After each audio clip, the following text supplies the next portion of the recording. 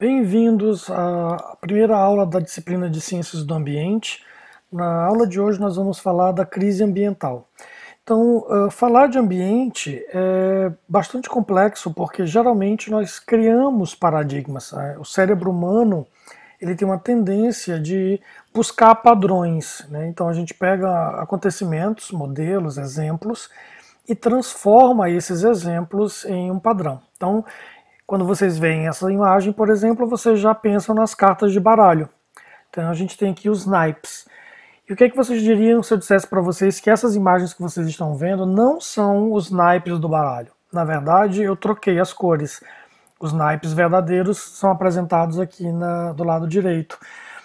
Mas o nosso cérebro ele tende a buscar um padrão que a gente já conhece. Então, a grande maioria de vocês provavelmente não percebeu essa inversão de cores, porque imediatamente o cérebro já remete às imagens que vocês já conheciam, que era o padrão original dos naipes do baralho.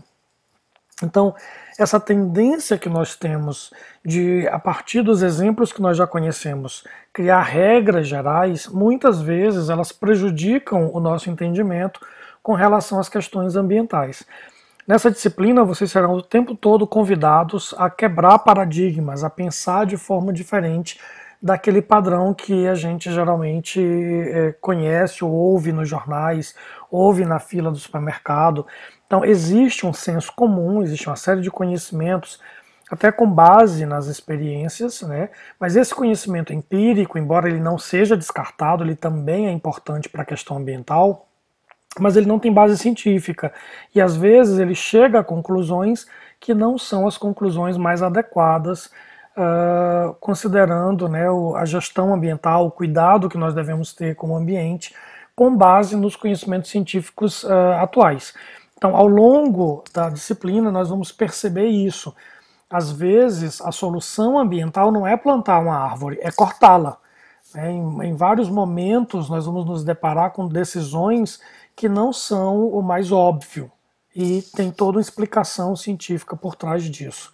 Então, ter esses paradigmas criados, eles podem nos ajudar e também podem nos atrapalhar, né? Muitas vezes isso ajuda, porque, por exemplo, o medo de entrar numa sala escura, né, pode nos proteger de um perigo que tenha naquela sala que a gente desconhece, mas nos atrapalha quando, por exemplo, a luz está apagada porque as pessoas querem nos fazer uma festa surpresa e a gente evita aquele ambiente, então, porque a luz está apagada, nós vamos perder a nossa festa surpresa.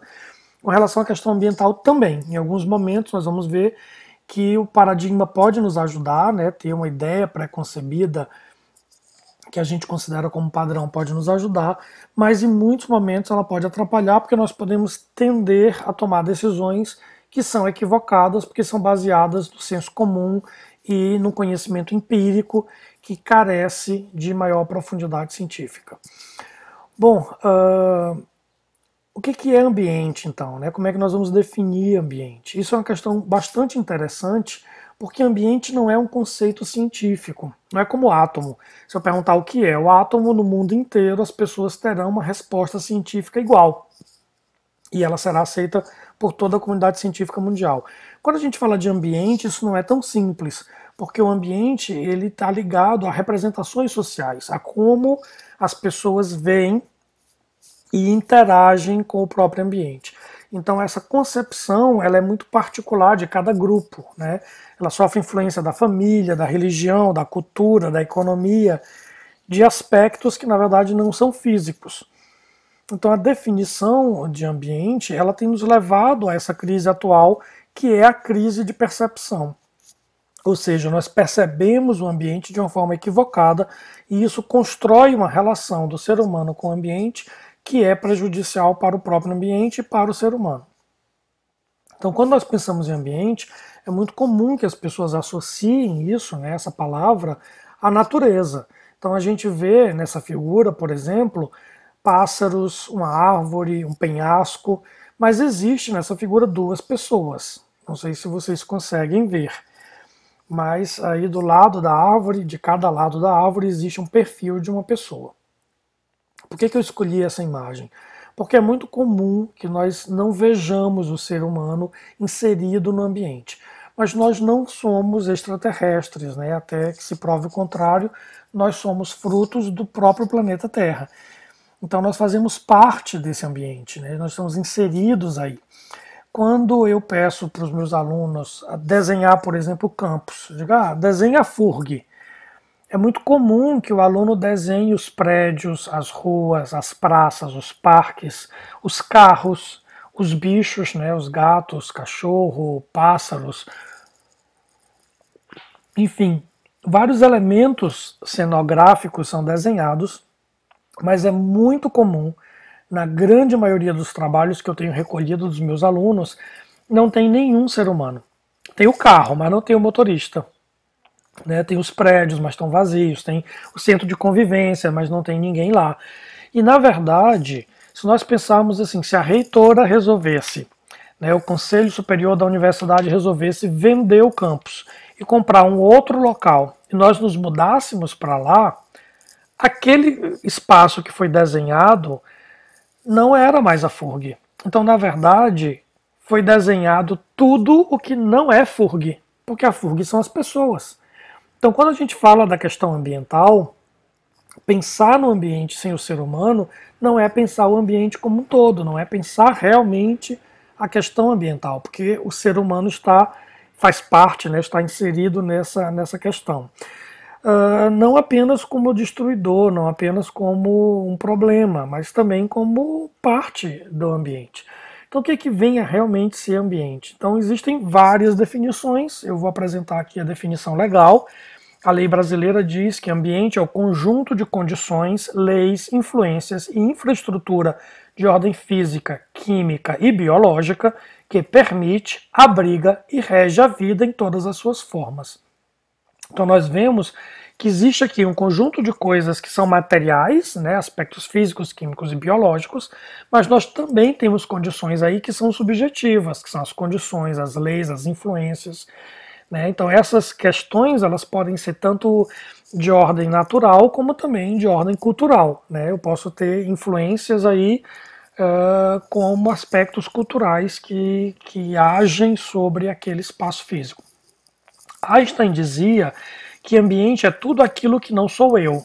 Então eu sou parte do ambiente de outra pessoa, como vocês são parte do meu ambiente. Então o ambiente é tudo isso, todos esses aspectos, quer sejam físicos, quer sejam subjetivos, que acabam interagindo, né, para que a vida seja possível. Isso inclui coisas realmente extraterrestres, como o Sol, a Lua, né, os astros, de modo geral, que influenciam, que trocam energia e também trocam matéria com a Terra, de diferentes formas. Então, quando a gente fala sobre equilíbrio ambiental, né, volto a dizer, pensar no meio natural separado dos outros aspectos está em desequilíbrio ambiental. Eu não posso pensar em equilíbrio ambiental pensando apenas nos aspectos naturais das questões ambientais. Então, a natureza é bem óbvia, né? As partes físicas da natureza, o solo, a água, o ar e também os organismos vivos que ocupam esse espaço são aquilo que a gente chama de meio natural. Mas, como eu já falei, o ambiente ele é feito também de outras coisas, como o meio urbano, que é onde a grande maioria de nós vive nas cidades, né? Então isso também é ambiente. O meio social, né? Os aspectos de conflitos sociais, as questões étnico-raciais, as questões de gênero, as questões de pobreza, né? Vários aspectos sociais compõem também a questão ambiental. Nessa foto eu mostro uma palafita, essa foto foi feita em São Luís, no Maranhão, e num cômodo como esse, né, de pouquíssimos metros quadrados, vive uma família aí de 5 pessoas, comumente. A gente tem aspectos culturais, eu escolhi aqui para representar isso a foto de um leão marinho, que está por toda a cidade de Rio Grande, né, mas todos os aspectos culturais que estão envolvidos aí, né, arte, religião, enfim, uma série de aspectos culturais, e também o meio rural, que é onde nós produzimos a maior parte do nosso alimento. Essa foto foi feita aqui na Ilha dos Marinheiros, né, e mostra aí atividades agrícolas, então, sendo tudo isso a questão ambiental. Então eu só posso falar que existe equilíbrio ambiental quando todas essas questões são consideradas, né, de forma igual nessa balança. Se tudo isso está funcionando adequadamente, eu tenho o equilíbrio ambiental acontecendo. Se não, não é possível pensar em equilíbrio ambiental. Então, quais são os principais componentes dessa crise ambiental que eu falei que tem a ver com percepção, né? A primeira figura que vem na nossa cabeça é um triângulo, onde eu tenho aí a população, os recursos naturais e a produção de poluição. Então, o que esse triângulo faz? Me lembra muito o triângulo do fogo. Para que a gente tenha fogo, a gente tem que ter combustível, comburente e calor. E para que haja uma crise ambiental ou um problema ambiental, a gente tem esse outro triângulo, onde cada um desses vértices representa aspectos que nós vamos falar rapidamente aqui. Então, a população, né, é esse conjunto de indivíduos de cada espécie. Nós estamos falando agora da espécie humana, mas eu também uso esse termo para outras espécies. E esse crescimento populacional do ser humano hoje é uma função exponencial. Então, a espécie humana cresce numa grande velocidade, e lembrando aqui de um aspecto religioso, na Bíblia diz que Deus disse, né, aos seres humanos: crescer e multiplicai. E aí, desde essa ordem, a gente saiu por aí se multiplicando. Mas até quando, né? Até quanto esse planeta vai aguentar? Então, existe aqui um conceito chamado capacidade de suporte. Cada meio, ele comporta uma quantidade de indivíduos que vive ali em equilíbrio. Se um desses indivíduos cresce no número desproporcional, ele acaba causando prejuízo para o ecossistema como um todo. O contrário também é verdade. Se uma espécie de repente desaparece, ela também vai causar prejuízo para aquele ambiente. Então, existe um número de indivíduos que é adequado para cada um desses ambientes. Nós vamos falar disso um pouco mais aprofundado em outras aulas nessa disciplina. Mas aqui, como eu falei, a gente vê um crescimento da população mundial que é um crescimento exponencial. Nós tivemos aí uma grande depressão da população humana durante a peste negra na Europa, mas logo nós retomamos o crescimento, né, e seguimos aí hoje já com aproximadamente quase 8 bilhões, né, um pouco mais de 7 bilhões de pessoas vivendo no mundo. Então esse crescimento é assustador porque ele consome muitos recursos naturais. E não é o único problema, né? Estar em um número crescente não é ainda todo o problema, né? Parte desse problema significa ou está ligado à distribuição populacional. Então essa população ela não está toda num único lugar, mas ela também não está distribuída adequadamente em todo o planeta. Nós temos uma grande concentração de pessoas em alguns locais e desertos populacionais em outras áreas. Então isso faz com que alguns recursos sejam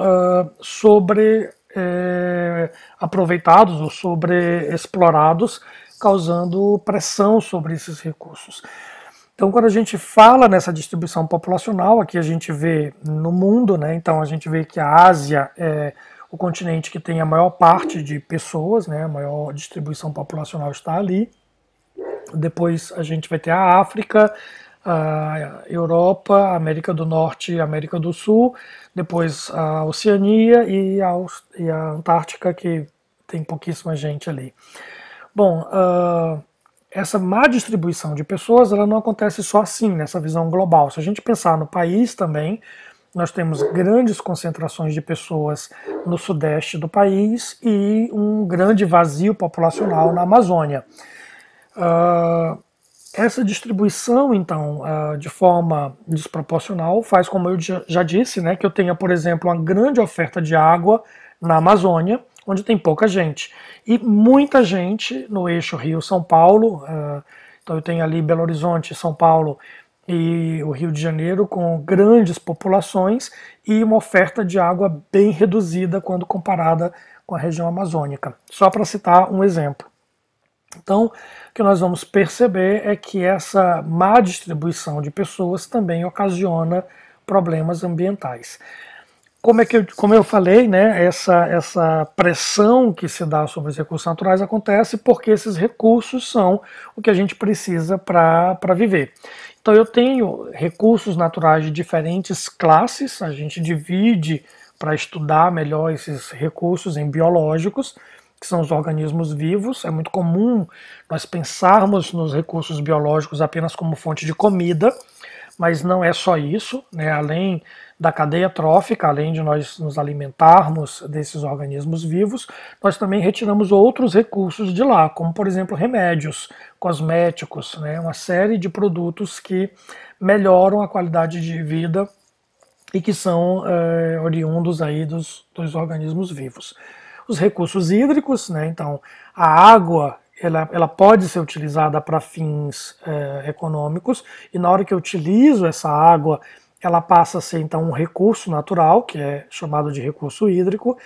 E eu tenho os recursos energéticos, então a gente precisa usar energia, isso também nós vamos discutir um pouco melhor para frente. E esses recursos energéticos, eles também são classificados.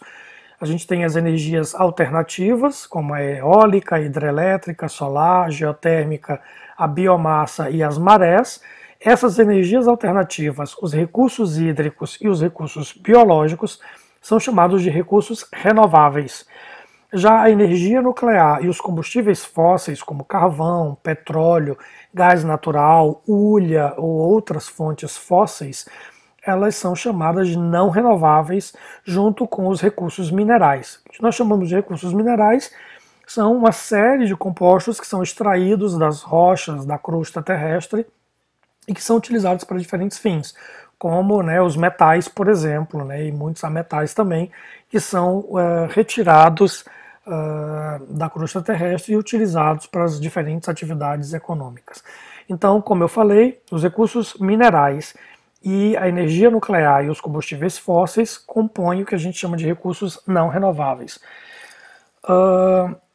E uma vez utilizada essa matéria, né, e consumida essa energia para a produção daqueles produtos que nós utilizamos no nosso cotidiano, a gente tem os resíduos, e esses resíduos são comumente descartados, gerando o que a gente chama de poluição ou de contaminação. Isso é a mesma coisa? Poluição e contaminação são sinônimos? Na verdade, não. Existe aí uma sutil diferença. O que a gente chama de contaminação é a entrada de qualquer substância ou de ser vivo que vai causar uma alteração na composição ou na estrutura do ambiente. Então, por exemplo, digamos que eu tenho um determinado rio e esse rio recebe o efluente de uma indústria. Esse efluente, ele traz ferro na sua composição, ele contém ferro. Só que a água de rio já tem ferro também. Então, conter ferro não é exatamente um problema. Mas a entrada desse efluente adiciona ferro nesse ambiente. Essa adição de ferro pode fazer com que alguns organismos que são sensíveis ao ferro passem a sofrer com essa entrada e ter que se adaptar à presença desse ferro. Então, a mudança nessa composição, nessa estrutura do ambiente, e além desse exemplo que eu falei dos organismos que são sensíveis ao ferro, eu tenho organismos que consomem muito ferro. Então, de repente, eu posso ter o crescimento de bactérias que consomem muito ferro e a diminuição, né, da concentração de bactérias que são sensíveis ao ferro. Então, mudou a composição. Ninguém morreu, na verdade, não houve uma morte de nenhum organismo, nenhum deles ficou doente, mas há uma mudança na alteração desse sistema por causa desse aporte de ferro. Então, isso é o que a gente chama de contaminação. Já poluição, e aí eu coloquei esse círculo como se ele estivesse tendo uma parte dentro da contaminação. A poluição é a entrada de matéria ou energia que pode causar dano ao ambiente ou à saúde humana. Então, na hora que eu adiciono a quantidade de ferro tão grande que isso causa doença, causa morte, aí sim eu tenho o que a gente chama de poluição. A grande diferença entre poluição e contaminação também é a presença de energia no conceito de poluição. Por exemplo, eu não posso dizer que existe uma contaminação sonora, existe uma poluição sonora. A entrada de som no nível que causa desconforto ao ouvido é poluição sonora. Eu posso ter poluição luminosa, eu tenho tanta luz que aquilo causa dano à minha visão. Então eu tenho poluição luminosa. Eu tenho poluição visual, aquilo é feio, né? Eu adiciono tantos cartazes, tanta propaganda que a cidade fica feia. Então isso é poluição visual, é diferente de poluição luminosa. Então eu tenho, né, poluição térmica, entra água quente no rio, por exemplo. O aumento de temperatura dessa água do rio agora, por causa da entrada de um efluente industrial, por exemplo, pode levar à morte de alguns organismos que são sensíveis à variação de temperatura. Isso é poluição térmica e assim por diante. Eu tenho vários exemplos de poluição, então. Então, quando eu falo da gestão ambiental, quando eu penso no ambiente como sendo algo que precisa de cuidado, né, uma coisa que precisa de ser tratada, de ser cuidada, eu estou falando de diferentes frentes de cuidado, né, diferentes grupos de pessoas vão ter que se debruçar sobre a questão ambiental. Eu preciso de políticas públicas, é preciso que o governo construa políticas para proteger o ambiente, é preciso que as empresas tenham ações de proteção ambiental, eu preciso que a cidade, né, que as pessoas, que os indivíduos que compõem a sociedade ajam sobre a questão ambiental, então eu preciso de iniciativas da sociedade civil como fiscalizadores, como denunciantes e como cuidadores do ambiente. Eu preciso de estudos científicos que possam primeiro criar conhecimento científico sobre o fato em si, sobre os acontecimentos em si, e depois que possam construir medidas que possam curar o ambiente que esteja danificado. E eu preciso de planos e programas de gestão ambiental, né? Eu preciso que os administradores dessas diferentes esferas da sociedade criem planos e projetos que possam garantir a gestão ambiental adequada. Bom, eu estou apresentando esse relatório, ele está mais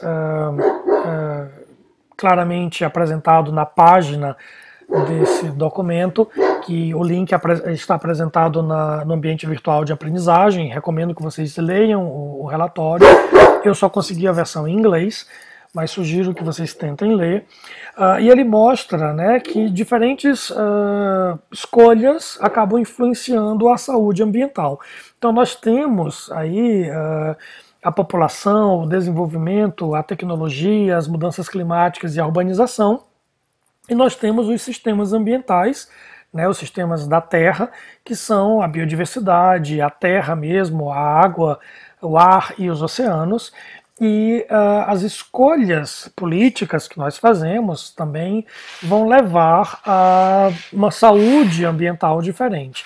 Então eu posso escolher sistemas que sejam sustentáveis ou eu posso escolher sistemas que são insustentáveis, né? Então, sistemas ineficientes de produção de alimentos que busquem por uma produção mais de monocultura, em que eu faço uma plantação, né, uma terra imensa usada para plantar uma única espécie, a produção de energia por meios poluentes como as termoelétricas, né, o desperdício de recursos naturais, né, a sobreexploração desses recursos naturais, as mudanças climáticas, os impactos causados por essas mudanças climáticas e a ocupação das cidades de forma inadequada podem levar a um planeta que não é saudável e, portanto, pessoas que não são saudáveis. Enquanto se eu tiver como escolha formas sustentáveis de produção de comida, como sistemas agroflorestais, em que eu tenho uma maior biodiversidade, eu tenho cidades mais agradáveis, em que eu tenho uma boa área verde, eu tenho áreas construídas, intercaladas com áreas verdes, eu busco energias limpas, né? Eu procuro uma economia que seja mais circular, que ela vá atender ao pequeno produtor, à produção local, né? As adaptações às mudanças climáticas vão levar a um estilo de vida que produzirá um planeta saudável e, portanto, pessoas saudáveis. Então, essas escolhas que nós fazemos, e agora eu digo nós porque, como engenheiros, vocês irão estar atuando nessas empresas diretamente na produção, no processo produtivo, na gestão desses processos produtivos. Então essas escolhas são feitas por cada um de vocês quando estiverem lá no mundo do trabalho desenvolvendo essa atividade econômica. E aí surge a pergunta, qual é o papel do engenheiro?